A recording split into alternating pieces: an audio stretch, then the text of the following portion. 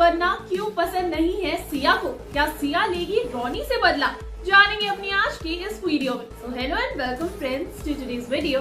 मैं हूं अंजलि और आप देख रहे हैं बॉलीवुड स्टूडियोज। दोस्तों, आपने टाइगर श्रॉफ की बागी सीरीज को तो एंजॉय किया ही होगा, है ना। अब टाइगर श्रॉफ का एक्शन, उसमें नजर आने वाली केमिस्ट्री, ये सब कुछ तो दीवाना बनाने का काम करता ही है। केमिस्ट्री की बात की जाए तो सेकेंड सीक्वल में दिशा पाटनी नजर आई थी और फर्स्ट और थर्ड सीक्वल में श्रद्धा कपूर, और अब चौथा सीक्वल भी आने वाला है जिससे जुड़ी एक कहानी हम आपके लिए लाए थे, जिसमें हमने अभी तक देखा कि सिया यानी श्रद्धा कपूर स्विट्जरलैंड में अपनी स्टडीज के लिए रहती है। इसी दौरान उसकी मुलाकात डीजे रॉनी यानी कि टाइगर श्रॉफ से होती है। एक पब में सिया और रॉनी की आंखों आंखों में ही बातें होती है, पर सिया कभी भी रॉनी से खुद बात नहीं करती। अरे भाई, लड़कियों के नखरे।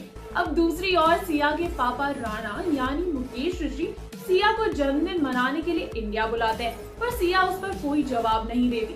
पर स्विट्जरलैंड में ही सिया के जन्मदिन के दौरान रॉनी उसके कमरे में घुसकर एक चॉकलेट का बॉक्स देता है, क्योंकि सिया को चॉकलेट्स पसंद होते हैं। सिया के सिक्योरिटी गार्ड को ना भनक लगती है कि अंदर कोई तो है, पर तलाशी लेने के बाद वहाँ कोई नहीं होता। अब रॉनी वहाँ से चला तो जाता है, पर साथ में चॉकलेट बॉक्स लेकर जाता है, जिससे सिया को बेहद गुस्सा आता है और वो ठान लेती है कि अब वो रॉनी को मजा चखाएगी।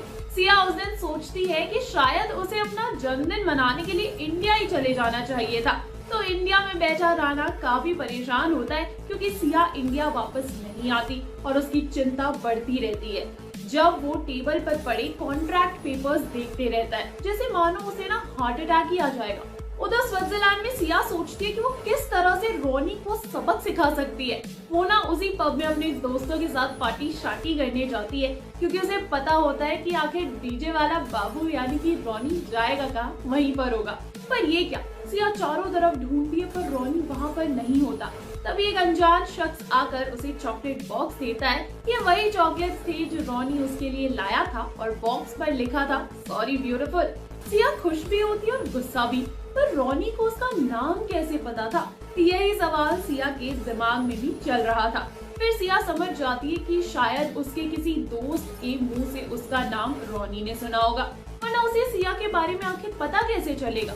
उन्होंने तो कभी बात भी नहीं की थी। अगले दिन जब सिया अपने कॉलेज जाने के लिए निकलती है, तभी राणा का ना कॉल आता है। राणा कहता है, कैसी हो बेटा, जन्मदिन एंजॉय किया? तब सिया खुश होकर कहती, मैं ठीक हूँ पापा, और हाँ मैंने एंजॉय किया।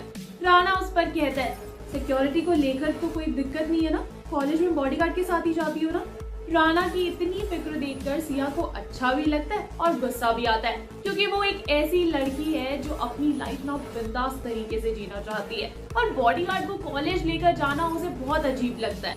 उसे पापा की प्रिंसेस नहीं बल्कि एक बोल्ड और बिंदास लड़की बनकर जीना है। सिया कहती है, पापा प्लीज आप मेरी चिंता करनी छोड़ो, मेरा नाम सिया जरूर है, एकदम कोमल सा, लेकिन मेरी हरकतें कोई झेल ही नहीं सकता।